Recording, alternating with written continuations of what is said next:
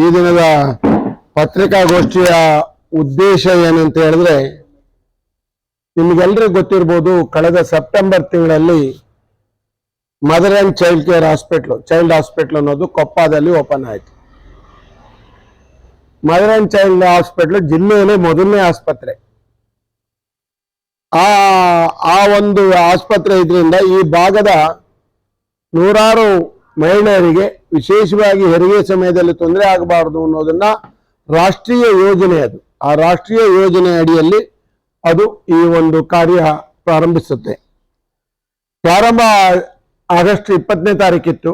ಆದರೆ ಮಳೆ ಅವಾಂತರದಿಂದ ಸಂಪೂರ್ಣ ಸೋರಿಕೆ ಆಗಿತ್ತು. ತದನಂತರ 7ನೇ ತಾರೀಕು ಸೆಪ್ಟೆಂಬರ್ನಲ್ಲಿ ಅದನ್ನು ಓಪನ್ ಮಾಡ್ತಾರೆ. 1 ವರ್ಷ ನಡೆದು ಹೋಯ್ತು. ಯಾಕೆ ಇವತ್ತು ನಾನು ಪತ್ರಿಕಾಗೋಷ್ಠಿ ಮತ್ತೆ ಬಂದಿದ್ದೇನೆ ಅಂತ ಹೇಳಿದ್ರೆ, ಈ ಪತ್ರಿಕಾಗೋಷ್ಠಿಯ ಉದ್ದೇಶ ಮದರ್ ಅಂಡ್ ಚೈಲ್ಡ್ ಕೇರ್ ಮತ್ತೆ ತಾಯಿ ಮತ್ತು ಮಗುವಿನ ಸುರಕ್ಷತೆ ಬಗ್ಗೆ ನನಗೆ ಆತಂಕ ಇದೆ. ನಾನು ಇವತ್ತು ಸಹಿತ ಹಾಸ್ಪಿಟ್ಲಿಗೆ ಹೋಗಿದ್ದೇನೆ, ನಿನ್ನೆನೂ ಹಾಸ್ಪಿಟ್ಲಿಗೆ ಹೋಗಿದ್ದೇನೆ. ನಾನು ನೋಡ್ತಾ ಇದ್ರೆ ಆದಿನ ಏನು ಆಪರೇಷನ್ ಥಿಯೇಟರ್ ಅಲ್ಲಿ ಜನಿಯುತ್ತಿರುವಂತಹದ್ದು ಹಾಗೇ ಇದೆ. ಅದು ಆ ಕಟ್ಟಡದ ಕಳಪೆ ಕಾಮಗಾರಿಯಿಂದ ನೀವು ಕಟ್ಟಡನ ಒಡೆದ್ರೆ ಅದು ಒಳಗೆ ಟೊಳ್ಳಿನ ಶಬ್ದ ಬರುತ್ತೆ. ಆದ್ರೆ 1 ವರ್ಷದ ಹಿಂದೆ ಹೇಳಿದಾಗ ಸ್ಥಳೀಯ ಶಾಸಕರು ಹಾಗೂ ವೈದ್ಯಕೀಯ ಸಚಿವರು ಹೇಳಿದ್ರು, ನಾವು ಈ ಕೂಡಲೇ ಅದನ್ನ ಮೇಲ್ಗಡೆ ಪಬ್ ಸೀಟ್ ಹಾಕಿ ಕ್ಲೋಸ್ ಮಾಡಿ ಒಂದು ಆಡಿಟೋರಿಯಂ ತರ ಅದಕ್ಕೆ ಒಂದು ಕಾನ್ಫರೆನ್ಸ್ ಹಾಲು ಮತ್ತೆ ನೀರು ಬೀಳದ ರೀತಿ ಸೀಟ್ ಹಾಕೊಡ್ತೀವಿ ಅಂತ ಹೇಳಿದ್ರು. ತದನಂತರ ನಾನು ಅವರ ಡಿಪಾರ್ಟ್ಮೆಂಟ್ಗೆ ನಾನು ಭೇಟಿ ಕೇಳಿದ್ದೆ, ಯಾಕೆ ಈ ತರ ಇನ್ನೂ ತಡ ಆಗಿದೆ ಯಾಕೆ ಅಂತ ಹೇಳಿ. ಅವರು ನಮ್ಮ ಫೈಲನ್ನ ಕಳಿಸಿದ್ದೇವೆ, ನಾವು ಇನ್ನೂ ಅದು ಆಗ್ಲಿಲ್ಲ ಅನ್ನೋ ಮಾತನ್ನು ಹೇಳ್ತಾರೆ. ಅಂದ್ರೆ ಅಪ್ರೂವಲ್ ಆಗಿಲ್ಲ, ಟೇಬಲ್ ಮೇಲೆ ಇದೆ ಅನ್ನೋದನ್ನ ಹೇಳ್ತಾರೆ. 60 ಬೆಡ್ಗಳ ಆಸ್ಪತ್ರೆ, ಪ್ರತಿದಿನ 4 ಹೆರಿಗೆ ಆಗತ್ತೆ. ತಿಂಗಳಿಗೆ 80ರಿಂದ 100 ಹೆರಿಗೆ ಆಗುವಂತ ಆಸ್ಪತ್ರೆ.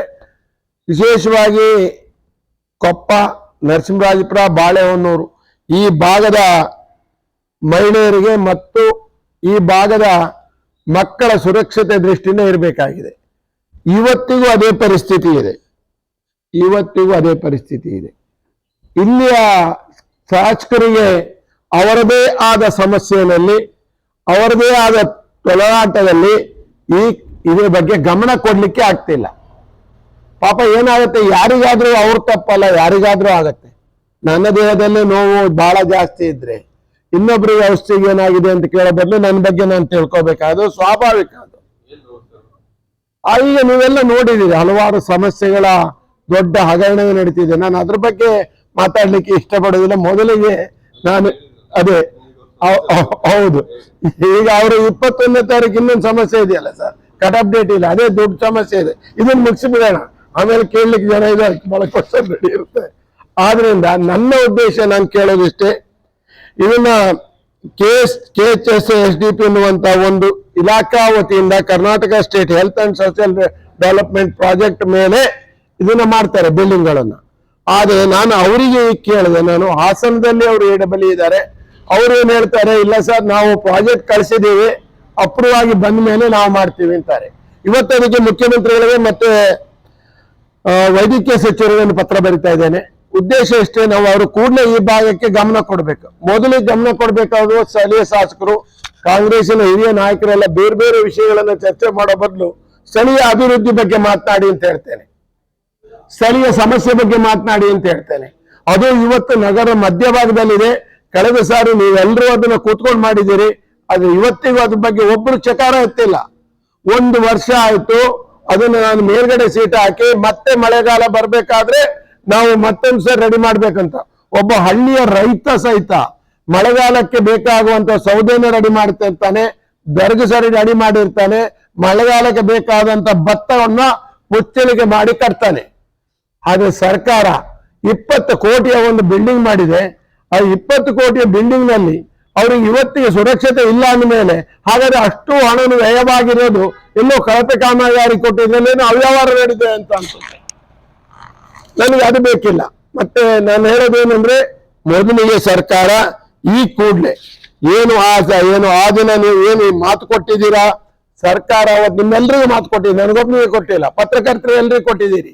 ಇದನ್ನ ನಾವು ಈ ಕೂಡಲೇ ಅದನ್ನ ರಿಪೇರಿ ಮಾಡಿ ಮತ್ತೆ ಅದ್ರ ಕೆಳಗೆ ಸೋರ್ದೇ ರೀತಿ ಮಾಡ್ಕೊಡ್ತೀವಿ ಅನ್ನೋ ಮಾತನ್ನ ಸರ್ಕಾರದ ಇದ್ದೇ ಸದಿಯ ಶಾಸಕರು ಮತ್ತೆ ಆ ದಿನದ ವೈದ್ಯಕೀಯ ಸಚಿವರು ಇಬ್ರು ಹೇಳ್ತಿದ್ದೀರಿ. ಇವತ್ತೇನಾದ್ರು ಆಪರೇಷನ್ ಥಿಯೇಟರ್ ಹೋದ್ರೆ ಅದಕ್ಕೆ ಗೊತ್ತಾಗ್ಬಿಡುತ್ತೆ. ಇನ್ನು ಒಂದೇ ತಿಂಗಳಲ್ಲಿ ಇವರು ಬೇರೆ ಕಡೆ ಶಿಫ್ಟ್ ಮಾಡ್ಬೇಕಿಲ್ಲದ್ರೆ ಹಳೆ ಆಸ್ಪತ್ರೆ ಹೋಗ್ಬೇಕಾದ್ರೆ ಈಗಾಗಲೇ ನಮ್ಮ ಸರ್ಕಾರಿ ಆಸ್ಪತ್ರೆ ಈ ಭಾಗದ ಆರೋಗ್ಯ ಸಮಸ್ಯೆಯಲ್ಲಿ ಜನಜಂಗುಳಿಯಿಂದ ಕೂಡಿದೆ. ಮತ್ತೆ ನಾವೇನಾದ್ರೂ ಮಗು ಮತ್ತೆ ತಾಯಿಯನ್ನು ಈ ಕಡೆ ಶಿಫ್ಟ್ ಮಾಡಿದ್ರೆ ಸುರಕ್ಷತೆ ದೃಷ್ಟಿಯಿಂದ ಸರಿಯಲ್ಲ. ಅದು ಸರ್ಕಾರ ಈ ಕಡೆ ಗಮನ ಕೊಡಬೇಕು ಅನ್ನೋ ನನ್ನ ಮೊದಲನೇ ಒತ್ತಡ ಇದೆ.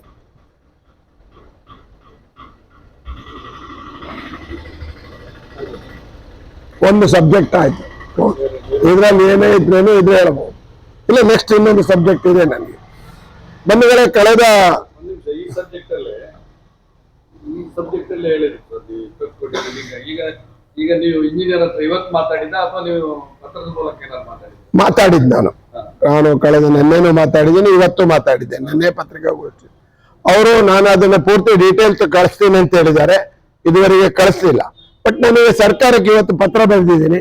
ಪತ್ರವನ್ನು ಸರ್ಕಾರಕ್ಕೆ ಬರಿತಾ ಇದ್ದೇನೆ, ವೈದ್ಯಕೀಯ ಸಚಿವರಿಗೆ ಬರಿತಿದ್ದೇನೆ, ಸ್ಥಳೀಯ ಶಾಸಕರಿಗೂ ಬರಿತಾ ಇದ್ದೇನೆ.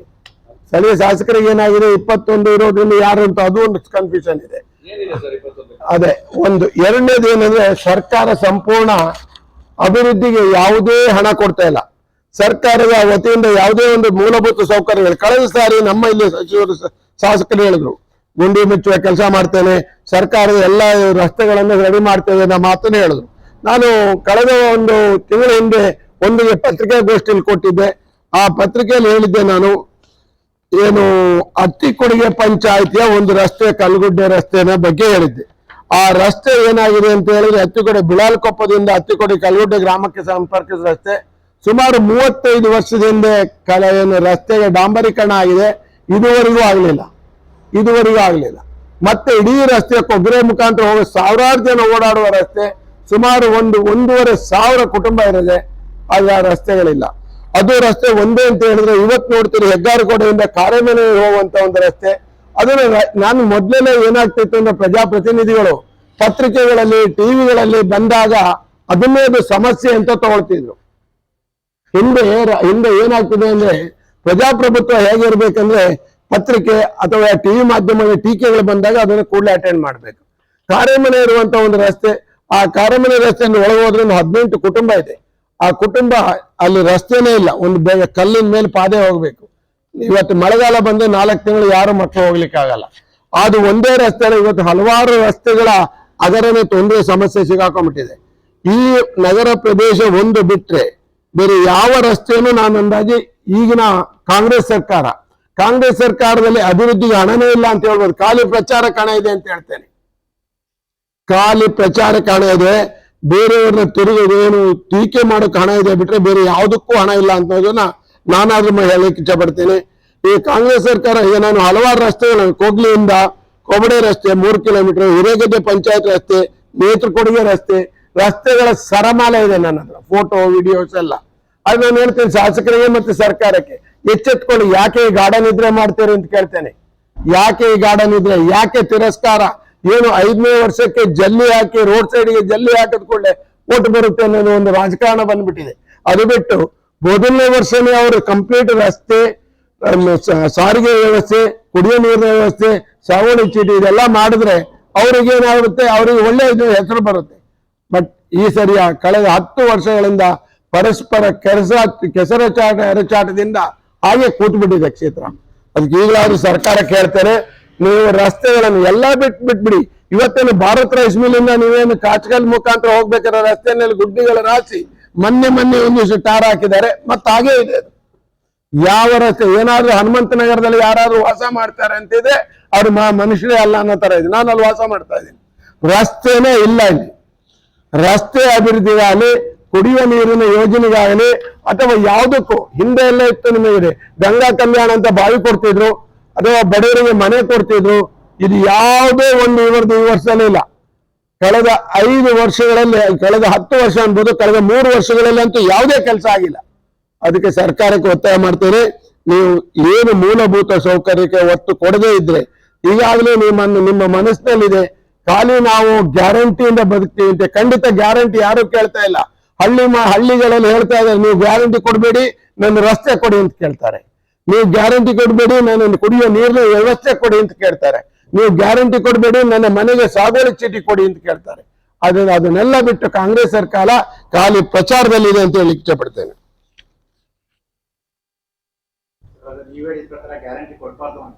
ಗ್ಯಾರಂಟಿ ಕೊಡಿ, ನನಗೆ ಗೊತ್ತಿಲ್ಲ. ಆದ್ರೆ ಅಭಿವೃದ್ಧಿ ಬಿಟ್ಟು ಗ್ಯಾರಂಟಿ ಕೊಡೋದಲ್ಲ. ಅಭಿವೃದ್ಧಿ ಒತ್ತು ಕೊಡಿ. ಅಭಿವೃದ್ಧಿನೇ ಇಲ್ಲದೆ ಇದ್ರೆ ನೀವು ಏನೂ ಮಾಡ್ಲಿಕ್ಕೆ ಆಗೋದಿಲ್ಲ. ಇವತ್ತು ಗ್ಯಾರಂಟಿ ಇಡೀ ದೇಶ ನೋಡ್ತೇನೆ, ಯಾವುದೇ ಚುನಾವಣೆ, ಯಾವುದೇ ಪಕ್ಷಗಳು ಮತ್ತೆ ಆ ಗ್ಯಾರಂಟಿ ತಗೊಂಡು ಹೋಗ್ತಿದ್ದೀರಿ. ಮೊದಲಿಗೆ ಏನ್ ಮಾಡಬೇಕು, ಮೂಲಭೂತ ಸೌಕರ್ಯನೇ ಕೊಡದೆ. ಹಾಗಾದ್ರೆ ಮೂಲಭೂತ ಸೌಕರ್ಯ ಇದ್ದಾರೆ. ಇವತ್ತು ನೋಡಿದ್ದೀರಿ ನೀವು, ಸಹಕಾರ ಸಾರಿಗೆ ಇರುವಾಗ ಎಲ್ಲಾ ಕಡೆಯಲ್ಲೂ ಬಸ್ ಇರ್ತಿತ್ತು. ಮೊದಲು ಶಂಕರ್ ಕಂಪನಿ ಇರುವಾಗಿತ್ತು. ಇವತ್ತು ಒಂದು ಹಳ್ಳಿಯವನು ಕೊಪ್ಪಕ್ಕೆ ಬರ್ಲಿಕ್ಕಾಗಲ್ಲ, ಮಕ್ಕಳನ್ನು ಸ್ಕೂಲಿಗೆ ಸೇರ್ಸ್ಲಿಕ್ಕಾಗಲ್ಲ. ಅದ್ರ ಬಗ್ಗೆ ಗಮನನೇ ಇಲ್ಲ. ನಾನು mother and child care hospital ಬಗ್ಗೆ ಮಾತಾಡ್ತಿದ್ದೆ. ನನ್ನ ಅಂದಾಜಿ ಕೇಂದ್ರ ಸರ್ಕಾರದ ನೀವು ಒಂದು ಭಾಗ ಗ್ರಾಮೀಣ ಸಡಕ್ ಯೋಜನೆಯಲ್ಲಿ ಹಳ್ಳಿಗಳ ರಸ್ತೆಗಳ ಅಭಿವೃದ್ಧಿ ಮಾಡ್ಬೋದು. ನಿಮ್ದೇ MP ಇದ್ದಾರೆ, ನಿಮ್ದೇ NDA ಗೌರ್ಮೆಂಟ್ ಇದೆ ನನ್ನ ಫೈಲ್ ತಗೊಂಬರಪ್ಪ ಒಳಕ್ಕೆ ನನ್ನ ಬ್ಯಾಗ್ದಲ್ಲಿ. ಒಂದು ಸತ್ಯ ಹೌದು, ಏನಂದ್ರೆ ಕೇಂದ್ರ ಸರ್ಕಾರದ ಕೆಲವು ರಸ್ತೆಗಳನ್ನ ಒಂದು ರಸ್ತೆಯಿಂದ, ಮುಖ್ಯ ರಸ್ತೆಯಿಂದ ಮತ್ತೊಂದು ರಸ್ತೆಗೆ ಹೋಗಲಿಕ್ಕೆ ಅದನ್ನ ಮಾಡಬಹುದು. ನಾವು 2 ರಸ್ತೆಗೆ ನಾವು ಈಗಾಗಲೇ ಕೊಟ್ಟಿದ್ದೇವೆ. ಒಂದು ಶಾನವಳ್ಳಿಯಿಂದ ಬಿಲ್ಗದ್ದೆ ಹೋಗೋ ರಸ್ತೆ ಸುಮಾರು 25 ವರ್ಷಗಳಿಂದ ನಿಂತಿತ್ತು. ನಮ್ಮ ಈಗಿನ MP ಅವರಿಗೆ ಕೊಟ್ಟಿದ್ದೇವೆ. ಅದನ್ನ ಸರ್ವೆ ಮಾಡ್ಲಿಕ್ಕೆ ಈಗಾಗಲೇ ಪತ್ರ ಕೊಟ್ಟಿದ್ದಾರೆ, ಕೊಡ್ತೇನೆ ನಾನು ನಿಮಗೆ. ಇನ್ನೊಂದು ಹಾಲ್ಮುತ್ತೂರಿನಿಂದ ತೀರ್ಥಮುತ್ತೂರವರೆಗೆ, ಅದು ಹಾಲ್ಮುತ್ತೂರಿಂದ ತೀರ್ಥಮುತ್ತೂರಿಗೆ ಹೋಗುವ ರಸ್ತೆ, 2 ಗ್ರಾಮ ಸಡಕ್ ಯೋಜನೆಯಲ್ಲಿ ಕೇಂದ್ರ ಸರ್ಕಾರ ಕೈಗೆ ತಗೊಂಡಿದೆ. ಆದ್ರೆ ಅದನ್ನ ಇನ್ನೊಂದು ಸರ್ವೆ ಆಗಿ ಅದಕ್ಕೆ ಏನು ಬಜೆಟ್ ಆದ ಮೇಲೆ ಅದಕ್ಕೆ ಕಾರ್ಯರೂಪಕ್ಕೆ ಬರುತ್ತೆ. ಬಟ್ ಈಗಾಗಲೇ ಕೈಗೆ ತಗೊಂಡಿದ್ದೀವಿ.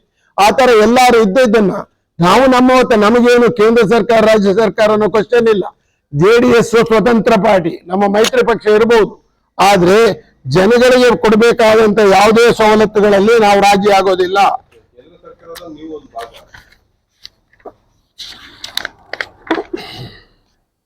ಮಿನಿಸ್ಟರ್ ಆಗಿದ್ದಾರೆ, ಸೆಂಟ್ರಲ್ ಮಿನಿಸ್ಟರ್. ಎಲ್ಲಿದೆ ಹೇಳಿ ಸರ್. ಆರೋಪಗಳನ್ನು ಮಾಡೋದಕ್ಕಿಂತ ಸ್ವಲ್ಪ ಕೆಲಸಗಳನ್ನು ಒಂದು ಏನಂದ್ರೆ, ಕೇಂದ್ರ ಸರ್ಕಾರಕ್ಕೂ ರಾಜ್ಯ ಸರ್ಕಾರಕ್ಕೂ ಇರುವಂತ ವ್ಯವಸ್ಥೆ ಹೇಗೆ ಅಂದ್ರೆ, ರಾಜ್ಯ ಸರ್ಕಾರ ಒಂದು ಕುಟುಂಬ, ತಂದೆ ತಾಯಿ, ಈ ಭಾಗದ ಸಂಪೂರ್ಣ ಜವಾಬ್ದಾರಿ ರಾಜ್ಯ ಸರ್ಕಾರದ್ದು. ಕೇಂದ್ರ ಸರ್ಕಾರ ಇದು ವೈಡರ್ ಮ್ಯಾನರ್. ಈಗ ಹೇಳಿದಾಗ ನೀವು ಗ್ರಾಮ ಸಡಕ್ ಯೋಜನೆ, ಹಲವಾರು ಯೋಜನೆಗಳನ್ನು ಕೇಂದ್ರ ಸರ್ಕಾರದಿದೆ. ಅದರಲ್ಲಿ ಯಾವುದ್ರಲ್ಲಿ ಇದೆ ಅಂತ ತರುವಂತ ಕೆಲಸ ನಿಮ್ಮ ರಾಜ್ಯ ಸರ್ಕಾರದ್ದು.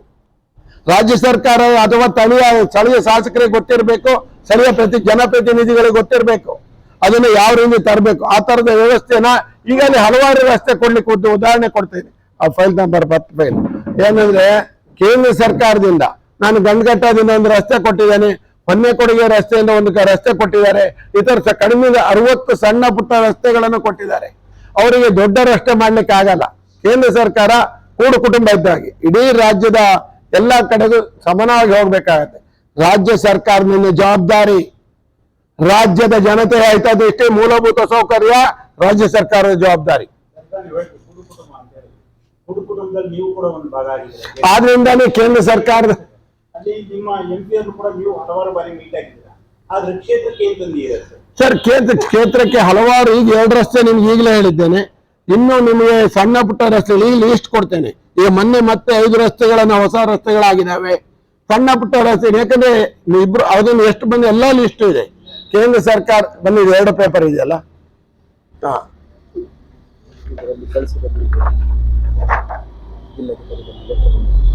ನೋಡಿ, ಚಿಕ್ಕಮಗಳೂರು ಜಿಲ್ಲೆಯ ಕಡವಂತಿಯ ರಸ್ತೆ ಕೊಟ್ಟಿದ್ದಾರೆ ಕೇಂದ್ರ ಸರ್ಕಾರದಿಂದ. ಚಿಕ್ಕಮಗಳೂರು ಕಾಂಡೆ ಹೋಬಳಿಯ ಹೂಗೇರೆ ಪಂಚಾಯತಿಯ ಲಾದ್ರಿ ಕಾಲೋನಿ ರಸ್ತೆ ಕೊಟ್ಟಿದೆ, ಈಗ ನಾವೇ ತಂದಿರುವಂತದ್ದು. ಹಾಗೆ ಚಿಕ್ಕಮಗಳೂರು ಶೃಂಗೇರಿ ತಾಲೂಕು ಕೂತ್ಕೋಡು ಪಂಚಾಯತಿಯ ತೆಕ್ಕೂರು ಗ್ರಾಮ ಪಂಚಾಯತಿಯ ಕರೋಡಿ ರಸ್ತೆ ಸಂಪರ್ಕ ಕೊಟ್ಟಿದ್ದೀವಿ. ಸಣ್ಣ ಪುಟ್ಟ ಅದೇನಾಗುತ್ತೆ ಕೇಂದ್ರ ಸರ್ಕಾರದಲ್ಲಿ ಪೂರ್ಣ, ಮತ್ತೆ ರಾಜ್ಯ ಸರ್ಕಾರಗಳನ್ನೋದು ಏನಕ್ಕೆ? ರಾಜ್ಯ ಸರ್ಕಾರದ ಪೂರ್ಣ ಜವಾಬ್ದಾರಿ ರಾಜ್ಯ ಸರ್ಕಾರದ್ದು. ಕೇಂದ್ರ ಸರ್ಕಾರದ ಕೆಲಸನೂ ಕೇಂದ್ರ ಸರ್ಕಾರ ಮಾಡಬೇಕು. ಪೂರ್ಣ ಜವಾಬ್ದಾರಿ ಆಗಿದ್ದೇನೆ ಕೊಡೋದು.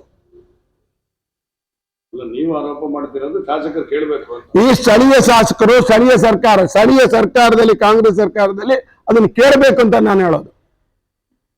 ಅದನ್ನು ಕೇಳಿದೆ. ಇವತ್ತು ನಾನು ಇನ್ನೊಂದು ಹೋದೆ, ಏನು ಮರೋಳಿ ಅನ್ನುವಂತ ಹಳ್ಳಿ ಹೋಗಿದ್ದೆ, ಹೆಗ್ಗಾರಕೊಡೆಯಿಂದ. ಆ ರಸ್ತೆ ಅವ್ರ ಮನೆ ಹೋಗ್ಲಿಕ್ಕೆ ಆಗಲ್ಲ ಸರ್. ಸಾಧಾರಣ 3.5 ಕಿಲೋಮೀಟರ್, ಕಡಿಮೆಯಿಂದ ಒಂದು 20 ಕುಟುಂಬ ಇರ್ಬೋದು ಅಲ್ಲಿಂದ ಅಲ್ಲಿವರೆಗೆ. ಆದ್ರೆ ರಸ್ತೆನೇ ಹೋಗ್ಲಿಕ್ಕೆ ಮರೋಳಿ ಅನ್ನುವ ಹಳ್ಳಿಗೆ ಅಂತ ಅವರು ಹಲವಾರು ಸಾರಿ ಅವರಿಗೆ ಎಲ್ಲರಿಗೂ ಅಪ್ರೋಚ್ ಮಾಡಿದ್ದಾರೆ. ಮೂಲಭೂತ ಸೌಕರ್ಯ ಸಂಪೂರ್ಣ ಕಡೆಗಣಿಸಲಾಗಿದೆ. ಈ ಕ್ಷೇತ್ರದಲ್ಲಿ ಮೂಲಭೂತ ಸೌಕರ್ಯನ ಸಂಪೂರ್ಣ ಕಡೆಗಣಿಸಿದ್ದೀರಿ, ಅದ್ರ ಬಗ್ಗೆ ಗಮನ ಕೊಡಿ ಅಂತ ನಾನು ಸಹ ಸರ್ಕಾರಕ್ಕೆ ಒತ್ತಾಯ ಕೊಡ್ತೇನೆ. ಮೈಸೂರಿನ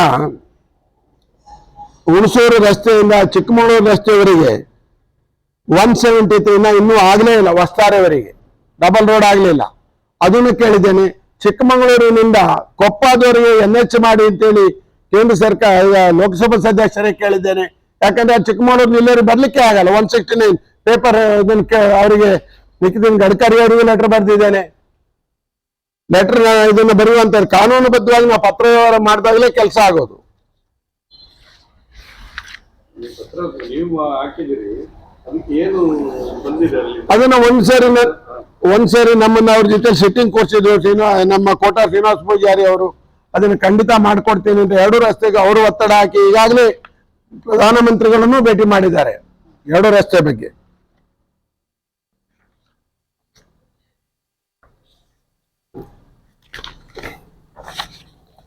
ಮದರ್ ಅಂಡ್ ಚೈಲ್ಡ್ ಕೇರ್ ಆಸ್ಪತ್ರೆಯ ಮತ್ತೊಮ್ಮೆ ಅದರ ಏನು ದುಸ್ಥಿತಿ ಬಗ್ಗೆ ನಾನು ಮತ್ತೆ ಮಾತಾಡ್ಲಿಕ್ಕೆ ಇವತ್ತು ಕರೆದು ಮಾತಾಡಿರೋದು.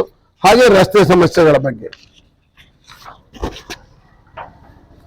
ಈಗ ರಾಜಗೌಡರು ಏನೋ ಭಾರಿ ತಲೆನೋವಲ್ಲಿದ್ದಾರೆ, ಸುತ್ತದಲ್ಲಿದ್ದಾರೆ ಅಂತ ಏನ್ ಸರ್ ಶಾಸಕ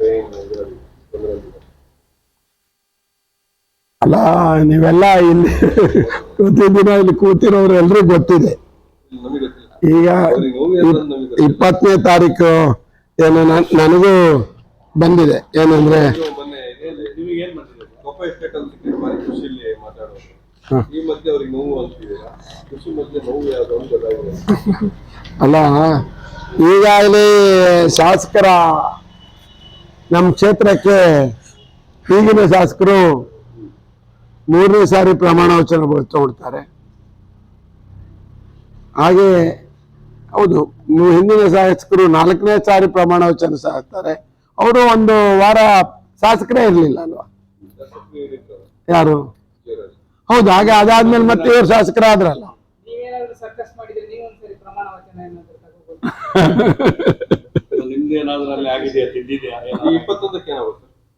ಇಲ್ಲ, ಅದು ನ್ಯಾಯಾಂಗದಲ್ಲಿರುವಾಗ, ಅದು ಉಚ್ಚ ನ್ಯಾಯಾಂಗದಲ್ಲಿರುವಾಗ ಬಹಳ ಟೀಕೆಗಳನ್ನು ಮಾಡಲಿಕ್ಕೆ ಆಗಲ್ಲ. ಈಗ 21ಕ್ಕೆ ಏನು ಉಚ್ಚ ನ್ಯಾಯಾಲಯದಿಂದ ನನಗೂ ನೋಟಿಸ್ ಬಂದಿದೆ. ನಾನು ಒಬ್ಬ ಫಸ್ಟ್ ಪಾರ್ಟಿ ಇದ್ದೀನಿ, ಅಟೆಂಡ್ ಮಾಡಬೇಕು ಹೇಳಿ ನನ್ನ ವಕೀಲರನ್ನು ಇಟ್ಟಿದ್ದೇನೆ. ನಾನು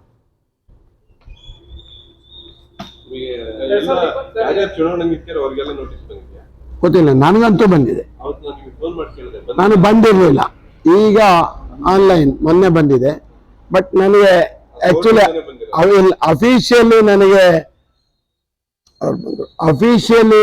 ನನಗೆ ಆಕ್ಚುಲಿ ಕೋರ್ಟಿಂದಾನೇ ಬರ್ಬೇಕದು. ನಾವು ತೆಗ್ದಿರೋದು. ಯಾಕಂದ್ರೆ ನನಗೆ ಶಾಸಕರ ಅಸಿಸ್ಟೆಂಟ್ ತಂದು ಕೊಟ್ರು, ಆಗ ನಾನು ಆನ್ಲೈನ್ ಅಲ್ಲಿ ಡೌನ್ಲೋಡ್ ಮಾಡ್ಕೊಂಡೆ. ಯಾಕಂದ್ರೆ ಕಾನೂನುಬದ್ಧವಾಗಿ ನಾವು ಇರಲೇಬೇಕಾಗತ್ತೆ. ಡೌನ್ಲೋಡ್ ಮಾಡ್ಕೊಂಡು ನಾನು ಅಡ್ವೊಕೇಟ್ ಇಟ್ಟಿದ್ದೀನಿ. ಶಾಸಕರ ಕಚೇರಿ ಹುಡುಗ ತಂದು ಕೊಟ್ರು. ಅದಾದ್ಮೇಲೆ ಇದರಲ್ಲಿ ವೆಬ್ಸೈಟ್ ಅಲ್ಲೇ ಇದೆ ನಮ್ಮ ನೋಟಿಸ್. ಈಗ ಕಾಂಗ್ರೆಸ್ ಟ್ಯಾಂಪರಿಂಗ್ ಆಗಿದೆ, ಶಿವರಾಜ್ ಟೀಮ್ ಟ್ಯಾಂಪರಿಂಗ್ ಮಾಡಿ ಗೆದ್ದಿದ್ದಾರೆ ಅವ್ರು ಆರೋಪ ಮಾಡ್ತಾರೆ. ಅಂದ್ರೆ ಆ ಎಣಿಕೆ ಆಗೋ ಸಮಯದಲ್ಲಿ ನೀವು ಒಂದು ಪಕ್ಷದ ಅಭ್ಯರ್ಥಿ ಕ್ಯಾಂಡಿಡೇಟ್ ಆಗಿ ನೀವು ಅಂಚೆ ಮತ್ತೆ ಎಣಿಕೆ ಸಮಯದಲ್ಲಿ ಕೂತಿದ್ರಿ. ನಿಮ್ ಪ್ರಕಾರ ಏನಾಗಿದೆ? ಗೊಂದಲ ಮೂಡಿತ್ತ ಆ ಟೈಮಲ್ಲಿ? ಈಗ ನಾನು ಪತ್ರಿಕೆಗಳನ್ನು ಓದ್ತಾ ಇದ್ದೇನೆ ಪ್ರತಿನಿತ್ಯ. ಇವತ್ತು ನಾನು ಪತ್ರಿಕೆ ಅಲ್ಲ, ನಾವು ನೀವು ಅಲ್ಲಿ ಕೂತಿದ್ರಲ್ಲ, ನಿಮಗೆ ಏನ್ ಅನ್ಸಿತ್ತು ಅಂತ ಕೇಳ್ತೀರ ಸರ್? ನೀವು ಈ ಚುನಾವಣಾ ಎಣಿಕೆ ಆಯ್ತಲ್ಲ, ಅಂಚೆ ಮತಗಳು, ಎಣಿಕೆ ಟೈಮಲ್ಲಿ ನೀವು ಅಲ್ಲಿದ್ರಿ.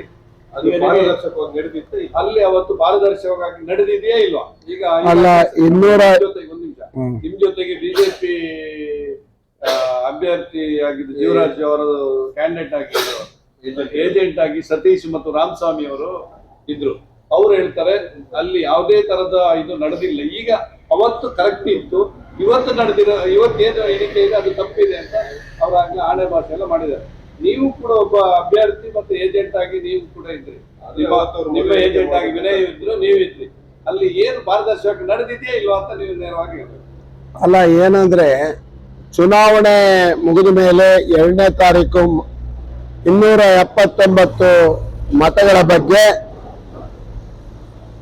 ಅಲ್ಲಿ ಯಾವುದು ಡಿಸ್ಕ್ವಾಲಿಫಿಕೇಶನ್ ಆಗಿದೆಯಾ, ವ್ಯಾಲಿಡ್ ಅಲ್ಲ ಅಂತಿದೆಯಾ ಅದ್ರ ಬಗ್ಗೆ ಮರು ಎಣಿಕೆ ಇತ್ತು. 279 ಮತಗಳು. ಆ 279 ಮತಗಳಲ್ಲಿ ಮೊನ್ನೆ ನಾವು ಮರು ಎಣಿಕೆ ಆಗುವಾಗ 267 ಮಾತ್ರ ಮತ ಇತ್ತು. 12ಗಳ ಮತಗಳು ಅವತ್ತು ಹಾಕಿರೋ ಸೈನ್ಗಳ ಪ್ರಕಾರ ಕಡಿಮೆ ಇತ್ತು. ಆದ್ರಿಂದ ಅದು ಯಾಕೆ ಅಂತ ಹೇಳಿದಾಗ ಗೊತ್ತಾಗಿಲ್ಲ ಅಂದ್ರು. ಮತ್ತೆ ಆ 279ರಲ್ಲಿ 267 ಮತಗಳು ಇನ್ವ್ಯಾಲಿಡ್ ಅಂತ ಏನ್ ಮಾಡಿದ್ದಾರೆ, ಕಾನೂನುಬದ್ಧವಾಗಿ ಇನ್ವ್ಯಾಲಿಡ್ ಇತ್ತು. ಆದ್ರಿಂದ ನಾನು ಪತ್ರಿಕೆಯಲ್ಲಿ ನನ್ನಂದಾಜಿ ಅಷ್ಟಕ್ಕೆ ಅದಕ್ಕೆ ಒಂದು ರೀವ್ಯಾಲ್ಯೂಯೇಷನ್ ರೀಕೌಂಟಿಂಗ್ ಅಂತ ಹೇಳಿ ನಾನು ಎದ್ದು ಬಂದಿದ್ದೇನೆ, ನಾನು ಮಾತಾಡಿದ್ದೇನೆ. ಅದ್ರ ಬಗ್ಗೆ ಹಲವಾರು ಪತ್ರಿಕೆಗಳಲ್ಲಿ ಏನಾಗಿದೆ, ವಾಟ್ಸಪ್ಗಳನ್ನೇ ಪ್ರಪಂಚ ಮಾಡ್ಕೊಂಡು ಮಾಡ್ತಿರುವಾಗ ಏನು ಹೇಳಲಿಕ್ಕಾಗಲ್ಲ. ಎರಡನೇದು, ಇದೀಗ ಅದರಲ್ಲಿ ಯಾರಾದ್ರೂ ಒಬ್ರು ಶಾಮೀಲಾಗಿರ್ಲೇಬೇಕಾಗತ್ತೆ. ಕಾರಣ ಏನಂದ್ರೆ ಆ ದಿನ ನಡೆದ ಇದಕ್ಕೆ ಅವತ್ತಿನ ಆರ್ಒ ಇದ್ರು, ಮೊನ್ನೆ ನಡೆದ ಕೌಂಟಿಗೆ ಆರ್ಒ ಇದ್ರು. ಚುನಾವಣಾ ನಡೆದ ಮೇಲೆ ಅದರಲ್ಲಿ ಏನಾದ್ರೂ ಟ್ಯಾಂಪರಿಂಗ್ ಏನಾದ್ರು ಆಗಿದ್ರೆ ಸರ್ಕಾರ, ರಾಜ್ಯ ಸರ್ಕಾರ ನ್ಯಾಯಾಂಗ ಇಲಾಖೆಯನ್ನು ಇದು ಮಾಡಿ ಅದನ್ನು ಕೂಡಲೇ ಅದು ಯಾರು ಅಂತ ಭೇದಿಸೋ ಕರ್ತವ್ಯ ಸರ್ಕಾರದ್ದು. ನಾನು ಅದಕ್ಕೆ ಒಬ್ಬ ನ್ಯಾಯಾಧಿಕಾರಿ ಆಗಲಿ ನ್ಯಾಯವಾದಿ ಆಗಲಿ ನಾನಲ್ಲ. ನನ್ನನ್ನ ಯಾರು ಕೇಳಬೇಕು ಅನ್ನುವಂಥದ್ದು ಇರುತ್ತೆ ಅಂದ್ರೆ, ಇವತ್ತು ಸುಪ್ರೀಂ ಕೋರ್ಟ್ ಕರಿತಾ ಇದೆ. ನಾನು ಇಲ್ಲೇ ಏನೋ ಮಾತಾಡ್ಲಿಕ್ಕೆ ಹೋದ್ರೆ ನ್ಯಾಯಾಂಗ ನಿಂದನೆ ಆಗ್ಬಿಡುತ್ತೆ, ನಾನು ಮಾತಾಡಕ್ಕಾಗಲ್ಲ ಆ ತರ.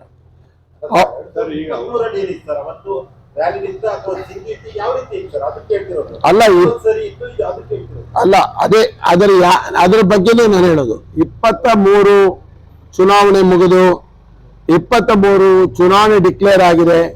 23ರ ಚುನಾವಣೆಯ ಮೇಲೆ ಹಲವಾರು ಇವತ್ತಿನ ಸಂಶಯಕ್ಕೆ ಎಡೆ ಮಾಡಿಕೊಟ್ಟಿದೆ. ಅವತ್ತಿನ ಕಾಂಗ್ರೆಸ್ ಶಾಸಕರು ಅಥವಾ ಬಿಜೆಪಿಯ ಶಾಸಕರು ಇದು ಸರಿ ಇಲ್ಲ ಅಂತೇಳಿ ಅವತ್ತೇ ಏನು ಅದಕ್ಕೆ ರೀಕೌಂಟಿಂಗ್ ಬರೆದಿದ್ದಾರೆ. ಅವತ್ತೇ ಕಾಂಗ್ರೆಸ್ ಶಾಸಕರು ರೀಕೌಂಟ್ ಮಾಡಬೇಡಿದ್ದ ಕೋರ್ಟಿಗೆ ಹೋಗಿದ್ದಾರೆ. ಅದು ಅವರಿಬ್ಬರ ಸಮಸ್ಯೆ, ನಂದಲ್ಲ. ಅದು ನನ್ನ ದೃಷ್ಟಿ ಏನಂದ್ರೆ, ನೀವು ಒಬ್ರು ಅಭ್ಯರ್ಥಿಯಾಗಿ ಏನ್ ಅನ್ಸುತ್ತೆ ಅಂತ ಹೇಳ್ತಾರೆ. ಅವರು ಮಾಡ್ಬೇಡಿ ಅಂದ್ರು, ಇವ್ರು ಮಾಡಿ ಅಂದ್ರು. ಮಾಡ್ಬೇಡಿ ಅಲ್ಲಿ ಉಪಸ್ಥಿತರು ಇದ್ದಿದ್ರಿಂದ ಸರ್, ಆ ಸಿಚುವೇಶನ್ ಅಲ್ಲಿ ನಿಮ್ಗೆ ಏನಾದ್ರೂ ಗೊಂದಲ ಮೂಡಿತ್ತಾ? ನನ್ನ ಲೆಕ್ಕದಲ್ಲಿ ಅವತ್ತು ಯಾವುದೇ ಗೊಂದಲ ಇರಲಿಲ್ಲ. ಗೊಂದಲಗಳಿಲ್ಲದೆ ಚುನಾವಣಾ ಕೌಂಟಿಂಗ್ ನಡೆದಿದೆ.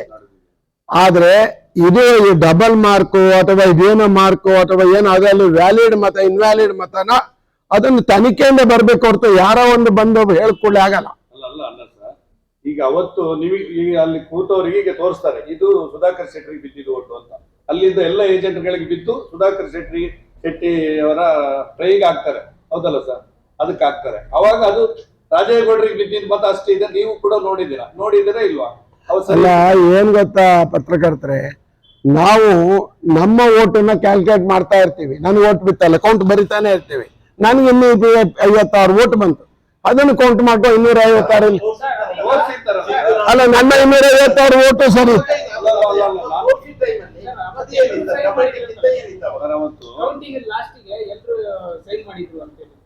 ಹೇಳ್ತಾ ಇದ್ದಾರೆ, ನಾನು ಅದನ್ನ ನೋಡ್ಬೇಕು, ನನಗೂ ಗೊತ್ತಾಗ್ತಾ ಇಲ್ಲ. ಯಾಕಂತಂದ್ರೆ ನಮ್ಗೆ ಯಾವುದೇ ಕಾರಣಕ್ಕೂ 3 ವರ್ಷದಿಂದ ನೆನ್ಪು ಮಾಡ್ಕೋಬೇಕಾಗತ್ತೆ.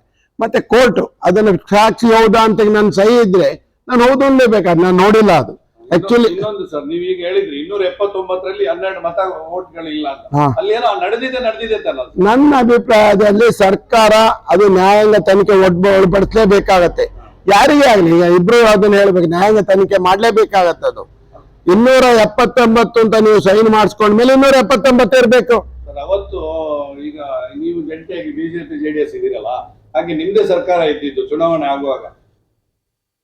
ಆ ಮುಖ್ಯಮಂತ್ರಿ ಸಿದ್ದರಾಮಯ್ಯ ಅವರು ಆಗಿದ್ದ ಆಮೇಲೆ ಅವಾಗ ಇದ್ದಿದ್ದು ಚುನಾವಣೆ ನಿಮ್ದೇ ಇತ್ತಲ್ಲ, ನಿಮ್ದೇ ಸರ್ಕಾರ ಇದ್ದಿದ್ದು ಹೇಳಿ. ಅವರು ಯಾಕಂದ್ರೆ ನೀವು ನಿಮ್ದೇ ಸರ್ಕಾರ ಇದೆ, ನೀವ್ ಏನ್ ಮಾಡಿದಿರಿ ಅಂತ ಹೇಳಿ ಅವಾಗ ಮೈತ್ರಿ ಆಗಿದೆ ಇರ್ಬೋದು, ಬಿಜೆಪಿ ಇತ್ತು. ಈಗ ಅವತ್ತು ಚುನಾವಣೆ ಆಯೋಗ ಅವ್ರ ಕೈಲೇ ಇತ್ತಲ್ಲ, ಅವತ್ ಮಾಡ್ಬೇಕಿತ್ತಲ್ಲ. 2023 ಬಾಕ್ಸ್ ತಗೊಂಡಾಗ ಅಲ್ಲಿ ಇಟ್ಮೇಲೆ ಮಾಡೋಣ. ಇಲ್ಲ ಏನಾಗಿಲ್ಲ, ಅವ್ರ ಮೇಲೆ ಹಾಕ್ಬೇಕು, ಸ್ಟ್ರಾಂಗ್ ಆಯ್ತು ಅದು ಡ್ಯಾಮೇಜಿಂಗ್ ಅವರಿಗೆ ಹಾಕ್ಬೇಕು. ಅಲ್ಲ ಸರ್, ಹಾ ಹೇಳಿ. 2023 ಅವ್ರ ಬಿಜೆಪಿ ಸರ್ಕಾರ ಇತ್ತು, ಚುನಾವಣಾ ಆಯೋಗ ಕೂಡ ಅವ್ರ ಕೈಲೇ ಇತ್ತು, ಅವ್ರು ಮಾಡ್ಬೇಕಿತ್ತಲ್ಲ. ಈಗ ಅದ್ರ ಮೇಲೆ ಮೊನ್ನೆ ಬಂದಿರೋದು ಈಗ ಸರಿ ಇಲ್ಲ ಅಂತ, ಅದ್ರ ಮೇಲೆ ಈ ಕರ್ನಾಟಕ ಸರ್ಕಾರ ಮಾಡ್ಬೇಕಂತ ನೀವು ಅಪವಾದ ಮಾಡ್ಬೋದು. ಕೋರ್ಟ್ ಅಲ್ಲಿ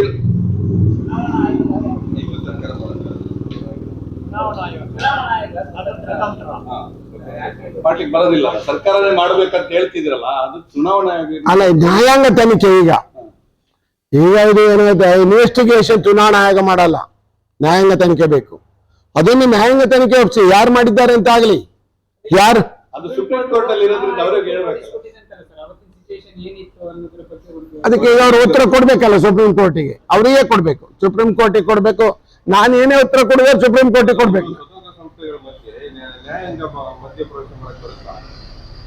ನನ್ನ ಅಂದಾಜು ಬರುತ್ತೆ. SIT ನ ನೀವು ಹಲವಾರು ನ್ಯಾಯಾಂಗ ಇದಕ್ಕೆ ಕೊಟ್ಟಿದ್ರಿ, ಏನು ಸಣ್ಣ ಅಲ್ಲ.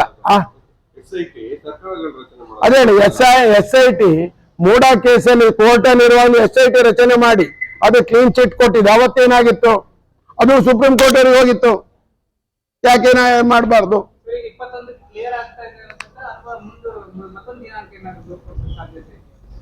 ನ್ಯಾಯಾಂಗ ಇಲಾಖೆ ರವಿ ಅವರೇ, ಅದೇನಂದ್ರೆ ನ್ಯಾಯಾಂಗ ನಾವು ಹಲವಾರು ಕೋರ್ಟ್ ಕೇಳಿದ್ದೀವಿ, ಡೇಟ್ ಕೊಡ್ತಾ ಇರುತ್ತೆ, ಕೆಲವು ಸರಿ ಜಡ್ಜ್ಮೆಂಟ್ ಕೊಡ್ಬೋದು ಅವರಿಗೆ ಸಮಾಧಾನ. ನನ್ನ ದೃಷ್ಟಿ, ನಾನು ಬೇರೆ ಏನು ಹೇಳೋದಲ್ಲ, ಇದು ಎಲ್ಲದೂ ನ್ಯಾಯಾಂಗ ದೃಷ್ಟಿಯಲ್ಲಿರುವಾಗ ನಾವು ಪಬ್ಲಿಕ್ ಅಲ್ಲಿ ಇಲ್ಲ ಸಲ್ಲದ ಮಾತುಗಳನ್ನ ಹಾಕೊಂಡು ನಾವು ನ್ಯಾಯಾಂಗ ನಿಂದನೆಗೆ ಒಳಪಡ್ಲಿಕ್ಕೆ ಇಷ್ಟ ಇಲ್ಲ.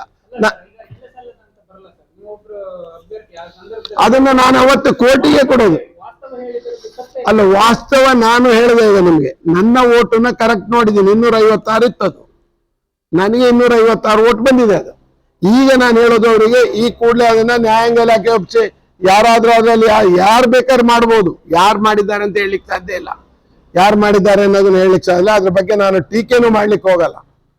ಹೇಗೋ ಇದು ತಪ್ಪು ನಡೆದಿದ್ದಂತೂ ಖಂಡಿತ. ಇಲ್ಲಿ ತಪ್ಪು ಯಾವುದೋ ಒಂದು ತಪ್ಪು ನಡೆದಿದೆ, ಯಾವ ರೀತಿಯಲ್ಲಿ ಆಗಿದೆ ಅನ್ನೋದ್ರ ಬಗ್ಗೆ. ಈಗ ಯಾರು ಡಿಫಿಟೆಡ್ ಕ್ಯಾಂಡಿಡೇಟ್, ಈಗ ನಮ್ಮ ಜೀವರಾಜ್ ಅವರು ಹೇಳ್ತಿದ್ದಾರೆ, ನಿಮಗೆ ಗೊತ್ತಿದೆ ತಪ್ಪು 252 ಹಾಕಿದ್ದು ತಪ್ಪು ಅಂತ ಹೇಳ್ತಾರೆ. ಹಾಗೆ ಈಗಿನ ಶಾಸಕರು ಹೇಳ್ತಾರೆ ಅದನ್ನು ಮತ್ತೆ ಮಾಡಿದ್ದಾರೆ ಅಂತ, ಟ್ಯಾಂಪರಿಂಗ್ ಆಗಿದೆ ಅಂತ. ಯಾರೋ ಒಂದು ತಪ್ಪಾಗ್ಲೇಬೇಕಲ್ವಾ? 200 ಹಾಕಿದ್ದಾಗ ಸರಿ ಇದೆ ಅಂತ ಕೊಟ್ಟವರು ಯಾರು ಇರ್ತಾರೆ, ಸರ್ಕಾರಿ ಅಧಿಕಾರಿಗಳು ಇರ್ತಾರೆ, ನಾನೇನ್ ಸೈನ್ ಮಾಡೋದಲ್ಲ. ಅಧಿಕಾರಿಗಳ ನಿರ್ಲಕ್ಷ್ಯನೇ ಇದಕ್ಕೆ ಕಾರಣ, ಚುನಾವಣಾ ಆಯೋಗದ ನಿರ್ಲಕ್ಷ್ಯನೇ ಇದಕ್ಕೆ ಕಾರಣ. ಇದು ಬೇರೆ ಎಲ್ಲದಕ್ಕೂ ಅಲ್ಲ. ಮೊನ್ನೆನೂ ಅಷ್ಟೇ ಚುನಾವಣಾ ಆಯೋಗ ಏನ್ ಕೇಳುತ್ತದೆ ಲೆಕ್ಕ ಮಾಡಿ ವರದಿ ಕೊಡಿ ಅಂತ ಹೇಳಿದ್ರು, ಇವರೇ ಡಿಕ್ಲೇರ್ ಮಾಡ್ಕೊಂಡ್ರು. ಆ ತರ ಕೇಳಲಿಕ್ಕೆ ಹೋದ್ರೆ ಅವ್ರು ವರದಿ ಕೊಡಿ ಅಂತ ಹೇಳಿದಲ್ವ, ನಾವೆಲ್ಲ ನಿಮ್ಮ ಪತ್ರಿಕೆಯಲ್ಲಿ ನೋಡಿದ್ವಿ, ವಿಜಯವಾಣಿಲೂ ಇತ್ತದು. ಏನಂದ್ರೆ ವರದಿ ಕೊಡಿ ಅಂತ ಕೇಳಿದ್ರು, ಅದನ್ನ ವರದಿ ಕೊಡಿ ಅಂತ ಹೇಳಿದ್ರೆ ಕೊಟ್ಟಿ ತಪ್ಪು ಅಂತ ಹೇಳಿದ್ರಿ.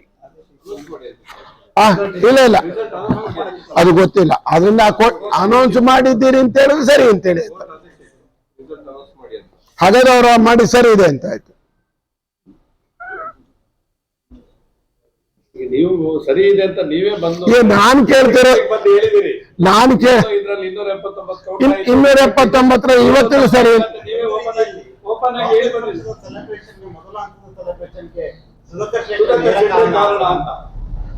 ಅದು ಇಲ್ಲೇ ಮಳೆಗಾಲ ಬರ್ತಿತ್ತು, ಪಟಾಕಿ ಹಾಳಾಗ್ತಿತ್ತು. ಈಗ 21ಕ್ಕೆ ಮೈತ್ರಿ ಏನಾದ್ರು ಪಟಾಕಿ ಹೊಡೆದಿಲ್ಲ? ಇಲ್ಲ, ನಾವು ಏನಂತ ತಟಸ್ಥವಾಗಿ ಇದನ್ನ ಸಮಸ್ಯೆನ ಏನಾಗುತ್ತೆ ಅಂತ ನೋಡ್ತಾ ಇದ್ದೀವಿ. ನ್ಯಾಯಾಂಗ ಇಲಾಖೆಯಿಂದ ಅದಕ್ಕೆ ಸರಿಯಾದ ಒಂದು ರೀತಿಯ ಜಡ್ಜ್ಮೆಂಟ್ ಬರಬೇಕು ನನ್ನ ವಾದ ಇದೆ ಅಷ್ಟೇ. ನನ್ನ ಇವತ್ತಿನ ಇದು ಮೂಲಭೂತ ಸೌಕರ್ಯ ಮತ್ತೆ ಮದರ್ ಅಂಡ್ ಚೈಲ್ಡ್ ಹಾಸ್ಪಿಟ್ಲು ಅಲ್ಲಿ ಸೋರ್ತಾ ಇದೆ, ದಯವಿಟ್ಟು ಹೋಗಿ ನೋಡ್ಕೊಂಡ್ ಬನ್ನಿ. ಅಲ್ಲಿ ಈಗ ಹೋದ್ರೇನು ಗೊತ್ತಾಗ್ಬಿಡುತ್ತೆ. ನೀವು ಅಲ್ಲಿ ಹೋದ್ರೆ ಅಲ್ಲಿ ಗೋಡೆಗಳನ್ನ ಹೊಡೆದ್ರೆ ಸೌಂಡ್ ಬರುತ್ತೆ.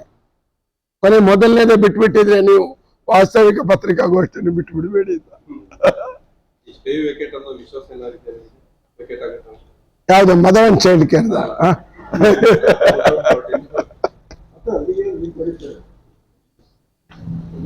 ಅಲ್ಲ ಇನ್ನೊಂದು ಎಲ್ಲ ಈಗ ಪತ್ರಕರ್ತರೊಬ್ರು ಆಣೆ ಭಾಷೆಗೆ ಅಂತ ಕರೆದ್ರು. ಬಿಜೆಪಿ ಅವರು ಬಂದ್ ಮಾಡಿದ್ರು, ಕಾಂಗ್ರೆಸ್ ಅವ್ರು ಬಂದು, JDS ಅವ್ರು ಮಾಡಿಲ್ಲ ಅಂತ ಒಂದು ಅಪವಾದ ಇದೆ. ಅದಕ್ಕೇನಂತೀವಿ? ನನಗೆ ನನ್ನ ಪರಿಮಿತಿ ಗೊತ್ತಿದೆ, ನನ್ನದು ನಾನು ಎಲ್ಲಿ ಏನು ಮಾತಾಡಬೇಕು ಅನ್ನೋದು ನನಗೆ ಗೊತ್ತಿದೆ. ಅದರ್ಥ ಬೇರೆಯವರಿಗೆ ಅಂತೇಳಿ ಅಲ್ಲ, ಅದು ಅವರವರಿದು. ನನ್ನ ದೃಷ್ಟಿ ಏನಿದೆ, ನ್ಯಾಯಾಂಗ ಇಲಾಖೆ, ನ್ಯಾಯಾಂಗ ತನಿಖೆ, ನಾನು ಎಲ್ಲಿ ಏನು ಕೇಳಬೇಕು ಅದನ್ನು ಹೇಳಲಿಕ್ಕೆ ತಯಾರಿದ್ದೀನಿ. ನಾನು ಕಾನೂನುಬದ್ಧವಾಗಿ ನಾನು ಸುಪ್ರೀಂ ಕೋರ್ಟ್ ಕರೆದ್ರೇನು ನಾನು ಮಾತಾಡ್ತೀನಿ. ನನಗೆ ಅದಕ್ಕೆ ನಾನು ಅದಕ್ಕೆ ಶಂಕರ್ ದಿವಾಟಿಗೆ ಎನ್ನುವಂತ advocate, Shankar Divatige supreme court advocate, ಇವತ್ತು ಅದಕ್ಕೆ ಹಾಕಿದ್ದೇನೆ, ವಕಾಲತ್ ಕೊಟ್ಟಿದ್ದೇನೆ. ನಾನು ಸುಧಾಕರ್ ಶೆಟ್ಟರ್ ಸಹಿತ ಇದರಲ್ಲಿ ವಕಾಲತ್ತಿಗೆ ನಾನು ಸೇರಿದ್ದೇನೆ. ನನ್ನ ಆರ್ಗ್ಯುಮೆಂಟ್ ನಾನು ನೋಡ್ಬೋದು, ನನಗೂ ಅಲ್ಲಿ ಸಂಧಾನ ಆಗ್ಬೇಕು. ನಾನೊಬ್ಬ ಕ್ಯಾಂಡಿಡೇಟ್. 21ರ ಏನು ಆರ್ಗ್ಯುಮೆಂಟ್ ಅಥವಾ ವಿಚಾರಣೆ ಏನಿದೆ ಆ ಸಂದರ್ಭದಲ್ಲಿ ನೀವು ಇರ್ತೀರಿ. ಅದೇ ನನ್ನ ಅಡ್ವೊಕೇಟ್ ಇರ್ತಾರೆ, ಐದರ್ ನಾನು ಅದರ್ ನನ್ನ ರೆಪ್ರೆಸೆಂಟೇಟಿವ್ ಅಂತ ಕೇಳಿದ್ದಾರೆ. ಒಂಥರದಲ್ಲಿ ಖುಷಿ ಇದೆ ನೋಡ್ಲಿಕ್ಕೆ, ಹೋಗ್ಲಿಕ್ಕೆ. ಬರ್ತೀರಾ? ಸರ್ ಇಬ್ರು ಜಗಳ ನೋಡಕ್ ಹೋಗ್ತಾ ಇದ್ದೀರಾ? ಬರ್ತೀರಾ ಹೇಳಿ, ಟಿಕೆಟ್ ಮಾಡ್ತೀನಿ, ಹೋಗ್ಬರೋಣ, ನೋಡೋಣ. ನೀವು 5 ಜನ ಬರ್ತೀರ? ಅಲ್ಲ ಸರ್, ಹಾ, ಹೋಗೋಣ. ನಾವು ಬರ್ತೀವಿ. ಹೌದ್ರಿ, ಹೋಗ್ಬರೋಣ, ನೋಡೋಣ. ಇವ್ರು ಎಂತ ಆಗುತ್ತೆ ನೋಡೋಣ. ನಮ್ ಕ್ಷೇತ್ರ ಅಲ್ವಾ ಸರ್? ವಾಪಸ್ ಬರೋಷ್ಟೊತ್ತಿಗೆ ಮಾತ್ರ ಬಿಟ್ಟು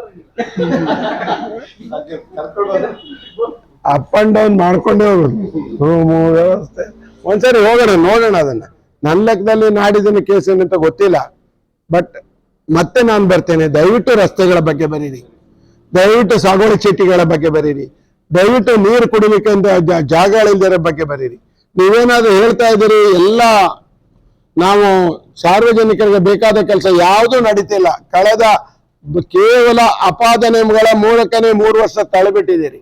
ಅದಕ್ಕಿಂತ 5 ವರ್ಷ ಇನ್ನೊಂದು ತರದ ಅಪಾದನೆಗಳ ಮೂಲಕನೇ ತಳ್ಳಿಬಿಟ್ರಿ. ಈಗಲಾದ್ರೂ ಇರೋದು 1.5 ವರ್ಷ ಅಂತಿದೆ. ಯಾರಾದ್ರೂ ಮಾಡಿ, ಕೋರ್ಟು ಬಿಜೆಪಿಯ ಶಾಸಕರು ಮಾಡಿದ್ರೇನು ನಮ್ಗೇನು ಖುಷಿ ಇದೆ, ಕಾಂಗ್ರೆಸ್ ಸರ್ಕಾರ ಮಾಡಿದ್ರು ಪರವಾಗಿಲ್ಲ. ಆದ್ರೆ ನಮಗೇನು ಬೇಕಂದ್ರೆ ಮೂಲಭೂತ ಇಲ್ಲ, ಆ ತರ ಇಲ್ವೇ ಇಲ್ಲ. ಮೂಲಭೂತ ಸೌಕರ್ಯಗಳನ್ನ ಕೊಡಿ, ಮದರ್ ಚೈಲ್ಡ್ ಕೇರ್ ಹಾಸ್ಪಿಟಲ್ ಕೊಡಿ, ರಸ್ತೆಗಳ ದುಸ್ಥಿತಿಯನ್ನು ನೀವು ಯಾರ್ಯಾರು ಹಳ್ಳಿ ಹೋದ್ರೆ ಗೊತ್ತಾಗತ್ತೆ, ಅದನ್ನ ನೋಡಿ. ಯಾವುದೇ ರಸ್ತೆಗಳಿಲ್ಲ, ಎಲ್ಲೋ ಒಂದು ಸಾಗುವಳಿ ಚೀಟಿಯ ವ್ಯವಸ್ಥೆ ಇಲ್ಲ. ಇವತ್ತು ಯಾವುದೇ ಒಂದು ಏನು ಕೇಳ್ಬೇಕಾದ್ರೆ ಅರಣ್ಯಾಲಯಕ್ಕೆ ಹೋಗ್ಬೇಕಾಗಿದೆ. ಇಂಥ ಒಂದು ದುಸ್ಥಿತಿ ನಮ್ಮ ಕ್ಷೇತ್ರಕ್ಕೆ ಬಂದಿದೆ. ಯಾವುದೇ ಹೊಸ ಯೋಜನೆ ತರುವಂತ ಯೋಜನೆನೇ ಗೊತ್ತಿಲ್ಲ ನಿಮಗೆ. ಯುವಕರು 1 ವರ್ಷಕ್ಕೆ 1800 ಜನ ಯುವಕರು ಪಾಸಾಗಿ ಹೋಗ್ತಿದ್ದಾರೆ ಡಿಗ್ರಿ ಮಾಡಿ. ಏನ್ ಮಾಡ್ತಿದ್ದೀರಿ ಅಂತ ಕೇಳ್ತಿದ್ದೀರಿ. ಅದಕ್ಕೆ ಒಂದು ಸರಿಯಾದ ಕೌನ್ಸಿಲಿಂಗ್ ಬೇಕಾದ, ಅದು ಯಾವುದೂ ನಿಮ್ಮಲ್ಲಿಲ್ಲ. ಏನ್ ಸೈಲೆಂಟ್ ಆದ್ರಿ ಇಬ್ರು? ಸುಧಾಕರ್ ಶೆಟ್ಟರ್ ಅವರು 2028 ಕ್ಯಾಂಡಿಡೇಟ್. ಸೊ 2028ಕ್ಕೆ ಅಂದ್ರೆ ಅರ್ಥ ಆಗಿಲ್ಲ, ನೀವೇನ್ ಕೇಳಿದ್ದೀರಿ? ಸ್ಟ್ಯಾಂಡ್ ಏನಂದ್ರೆ ಯಾವ ಪಕ್ಷದಿಂದ ನಿಲ್ಬೇಕು, ಏನಂತ? ಮೈತ್ರಿ ಇದ್ರೆ ಮೈತ್ರಿನಾ ಅಥವಾ ನನ್ನ ಪಕ್ಷದಿಂದ ನಿಲ್ಲವನು, ಟಿಕೆಟ್ ಸಿಕ್ಕಿಲ್ಲ ಅಂತ ಸರ್. ನನ್ನ ಪಕ್ಷದಿಂದ ನಿಲ್ಲವನು, ಮೈತ್ರಿಯಾಗಿ ಟಿಕೆಟ್ JDS ನನ್ನ ಪಕ್ಷದಿಂದ ನಿಲ್ಲವನು, ಟಿಕೆಟ್ ಸಿಗುವ ವಿಶ್ವಾಸ ಇದೆಯಾ? ನನ್ನ ಪಕ್ಷದಿಂದ ನಿಲ್ಲವನು. ಅಂದ್ರೆ ನೀವು ಏನಿಲ್ಲ ಆದ್ರೂ ಬಂಡಾಯ ಆಗಿದ್ರು ನಿಲ್ಕೋದ್ರಿ ಅಂತ ಗ್ಯಾರಂಟಿ ಅಲ್ಲ. ನನ್ನ ಪಕ್ಷದಿಂದ ನಿಲ್ಲವನು. ಆವಾಗಿನ ದಿನ ಅಲ್ವಾ, ಮೈತ್ರಿ ನಮಗೆ ಇಲ್ಲಿ ಕೊಡ್ತಾರೆ, ಧೈರ್ಯ ಇದೆ ಸರ್. ಮೊನ್ನೆ ರಾಜೇಗೌಡರನ್ನ ಶಾಸಕತ್ವನ ಪುನರ್ಸ್ಥಾಪನೆ ಮಾಡಿರೋದು ಎಲ್ಲೊಂದ್ ಕಡೆ ಸುಧಾಕರ್ ಶೆಟ್ಟರ್ಗೆ ಖುಷಿ ಆಯ್ತಾ ಅಂತ? ಇಲ್ಲ, ನಾನು ನೋವಾಗಿದೆ. ಕಾರಣ ಏನಂದ್ರೆ, ನಮ್ಮ ಮೈತ್ರಿ ಸರ್ಕಾರದ ಒಬ್ರು ಸದಸ್ಯರು ಇರ್ತಿದ್ರು, MLA ಇರ್ತಿದ್ರು, ನಮ್ ಕೆಲಸ ಆಗ್ತಿದ್ದು ಅನ್ನೋದು ಮನ್ಸಲ್ಲಿ ಇದೆ ನಮ್ಗೆ. 2028 ಚುನಾವಣೆ ದೃಷ್ಟಿಗೆ ಖುಷಿ ಆಯ್ತಾ? ಆ ತರ ಇಲ್ಲ. ಏನ್ ಗೊತ್ತಾ, ಯಾರು ಇದ್ದಲ್ಲಿ ನಾವು ಸೀಟ್ ಕೇಳಬಾರ್ದು ಅಂತಿಲ್ಲ. ನಾವು 80 ಸ್ಥಾನ ಕೇಳಿದವರು, 80 ಸ್ಥಾನ. ನಮ್ಮಲ್ಲಿರೋ 19 ಸ್ಥಾನ ಕೇಳ್ತಾ ಇಲ್ಲ ಅಲ್ಲ, ನಿಮ್ಮಲ್ಲಿರೋ ಸ್ಥಾನನೇ ಕೇಳೋದಲ್ವ ನಾವು. ಕಾಂಗ್ರೆಸ್ ಆಗಲಿ, BJP ಆಗಲಿ.